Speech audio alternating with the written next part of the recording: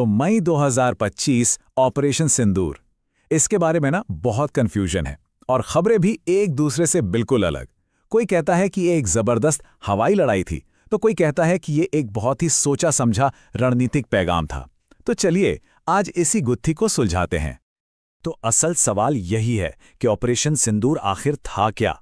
क्या ये वाकई में एक हाईटेक हवाई जंग थी जैसा कि सब जगह दिखाया गया, या फिर इसके पीछे कोई गहरी रणनीतिक सच्चाई छिपी हुई थी? इसी चीज को आज हम समझने की कोशिश करेंगे। तो चलिए शुरू करते हैं सेक्शन 1 से, चिंगारी और हमला। सबसे पहले यह जानना जरूरी है कि आखिर इस ऑपरेशन की जरूरत पड़ी ही क्यों? कहानी शुरू कहां से हुई? ये जो टाइमलाइन है ना, इसे समझना बहुत जरूरी है। देखिए, 22 अप्रैल को पहलगाम में एक बहुत ही भयानक आतंकी हमला होता है और ठीक उसके जवाब में 7 मई को भारत ऑपरेशन सिंदूर लॉन्च करता है और फिर 10 मई को सीजफायर यानी युद्धविराम की घोषणा हो जाती है। अब जरा इस नक्शे पर नजर डालिए। इससे अंदाजा होता है कि यह ऑपरेशन कितना बड़ा था। हमले सिर्फ एलओसी मतलब नियंत्रण रेखा तक ही सीमित नहीं थे। भारतीय सेना ने पाकिस्तान के काफी अंदर जाकर आतंकी ठिकानों को निशाना बनाया था। 9, ये नंबर याद रखिए। ये कोई छोटी मोटी झड़प नहीं थी। पूरे 9 बड़े आतंकी ठिकानों को भारतीय सेना ने निशाना बनाया, और सिर्फ निशाना ही नहीं बनाया, उन्हें पूरी तरह से तबाह कर दिया। मतलब साफ है, ये एक बहुत बड़ा और प्लान किया हुआ हमला था। और देखिए, दिलचस्प बात ये नहीं है कि कितने ठिकाने तबाह हुए, बल्कि ये है कि कौन से ठिकाने तबाह हुए। ये सिर्फ कोई आम ठिकाने नहीं थे। ये तो आतंकी संगठनों के बड़े बड़े गढ़ थे, जैसे कि बहावलपुर, ये जैश ए मोहम्मद का हेडक्वार्टर था, और मुरिद के, उसे तो लश्कर तैयबा का नर्व सेंटर माना जाता था। तो समझिए कि इन्हें तबाह करना कितना बड़ा रणनीतिक कदम रहा होगा। एक और जरूरी बात, ये ऑपरेशन किसी एक सेना ने अकेले नहीं किया था। नहीं, ये इंडियन आर्मी, नेवी और एयरफोर्स तीनों का एक जॉइंट ऑपरेशन था, और इससे उनके बीच का जबरदस्त कोऑर्डिनेशन भी साफ दिखता है। अब आते हैं सेक्शन 2 पर, धारणाओं का युद्ध। क्योंकि देखिए, एक लड़ाई तो जमीन पर लड़ी जा रही थी, लेकिन एक और जंग थी जो मीडिया में और दुनिया के सामने लड़ी जा रही थी, और वो जंग थी ये बताने की कि आखिर सच क्या है। और यहीं पे हमें 2 बिल्कुल अलग अलग कहानियां देखने को मिलती हैं।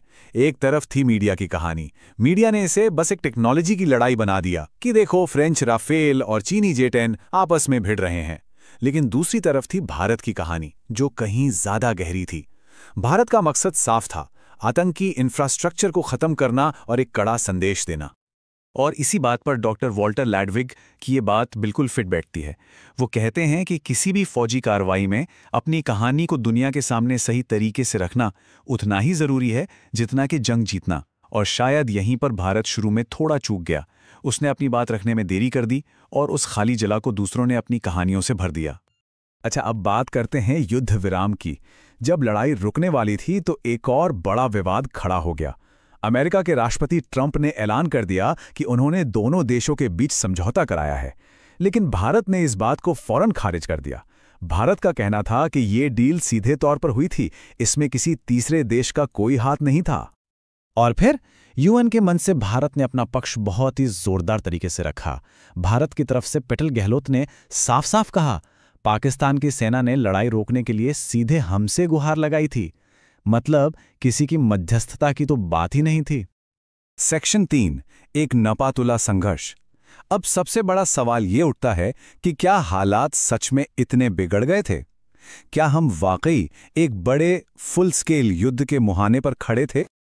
अमेरिकी राष्ट्रपति डोनाल्ड ट्रंप के इस बयान ने तो जैसे आग में घी का काम किया। उन्होंने कहा कि एक बहुत बुरा न्यूक्लियर वॉर हो सकता था जिसमें लाखों लोग मारे जा सकते थे। जाहिर है, इस बयान ने पूरी दुनिया में सुर्खियां बटोरी और एक डर का माहौल बना दिया। लेकिन यहां एक लेकिन है। एनालिस्ट ने एक बहुत जरूरी बात नोट की। उन्होंने कहा कि पहले के संकटों से इस बार एक बड़ा फर्क था, और वो ये कि दोनों में से किसी भी देश ने पब्लिक में कोई न्यूक्लियर धमकी नहीं दी थी। तो शायद ये डर थोड़ा बढ़ा चढ़ाकर पेश किया जा रहा था। और ये बात भारत के एक्शन से भी साफ होती है। भारतीय सेना बहुत ही सख्त रूल्स ऑफ एंगेजमेंट के तहत काम कर रही थी।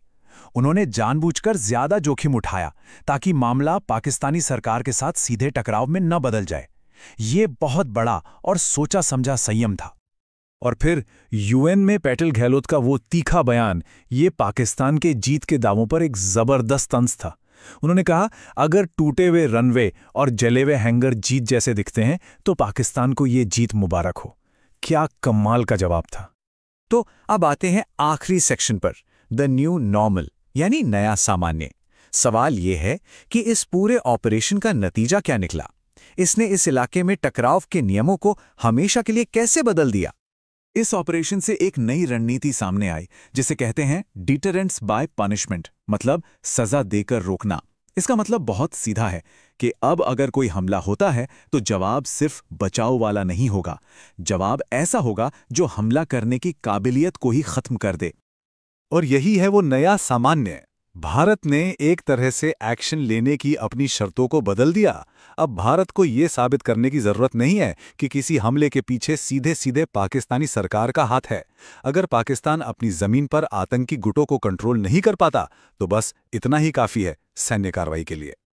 लेकिन जाहिर है, इस नई और आक्रामक पॉलिसी के अपने खतरे भी हैं। जैसे कि जब तक ये आतंकी ढांचा मौजूद रहेगा तब तक ऐसे संकट बार बार आ सकते हैं। कोई भी छोटा मोटा ग्रुप टकराव भड़काने की कोशिश कर सकता है। और हाँ, भारत की इंटेलिजेंस एजेंसीज पर भी दबाव बहुत ज्यादा बढ़ जाएगा।